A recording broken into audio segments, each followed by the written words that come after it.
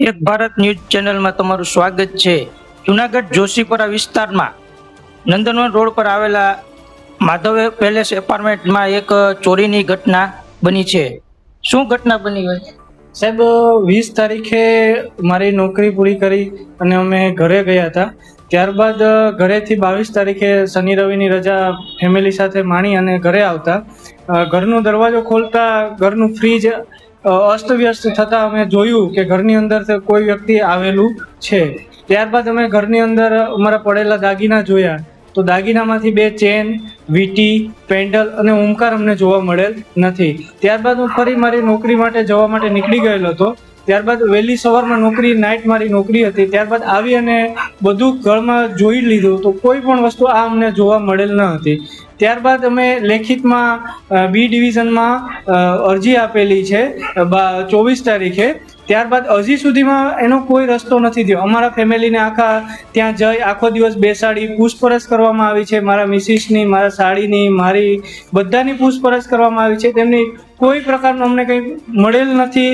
યોગ્ય ત્યાં જઈને પૂછીએ કે અમારું સ્ટેટસ શું છે, ભાઈ અમારે ગુનો દાખલ કરો, તો એ વસ્તુ અમારી નથી થઈ ગયેલી। વારંવાર જાઓ તો કે તમે ત્યાં પેલું આપણે જોશીપરામાં તપાસ કરો કે ભાઈ અહીંયા મેં અરજી કરેલી છે, તો છતાંય ત્યાંથી એવો જવાબ આપે છે કે તમે પહેલાં જોશીપરામાં તપાસ કરો।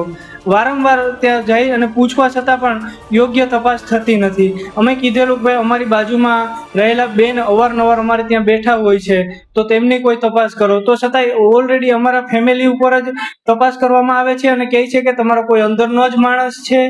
તો મારી રજૂઆત એવી છે કે યોગ્ય તપાસ થાય આમાં, બરાબર? આટલી વસ્તુ જે અમારી જતી રહી છે તો છતાંય આટલા દિવસે નથી કોઈ અમારી લેખિતમાં, ખાલી અમારે કોરા કાગળ ઉપર લખેલું છે એ જ મને ત્યાંથી પ્રૂફ આપવામાં આવ્યું છે। મેં કીધું કે ભાઈ આમાં મેં તમને અરજી આપી છે તો એમને કંઈ તમે ઓનલાઈન ચડાવો તો મને ખબર પડે કે મેં ગુનો દાખલ કર્યો છે કોના વિરુદ્ધ, તો એ કોઈ વસ્તુ કરવામાં નથી આવતી। મારા ઘરના બધા સભ્યોનું નિવેદન લઈ લેવામાં આવે છે પરંતુ યોગ્ય તપાસ થતી નથી।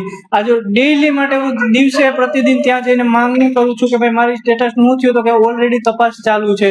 એમાં પીઆઈ ડાંગર મેડમ તેમજ અહીંયા તપાસમાં આવેલા મુળુભાઈ તે પણ બધું અહીંયાથી ફોટા પાડીને જતા રહ્યા છે। ત્યારબાદ કોઈ પણ પ્રકારની પ્રોસેસ કરવામાં આવી। તમે કયા ડિવિઝનમાં ફરિયાદ કરેલી? બી ડિવિઝનમાં જુનાગઢની અંદર।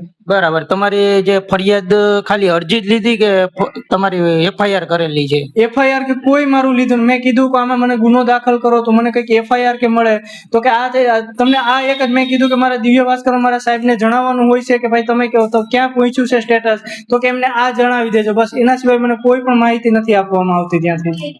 Okay, thank you.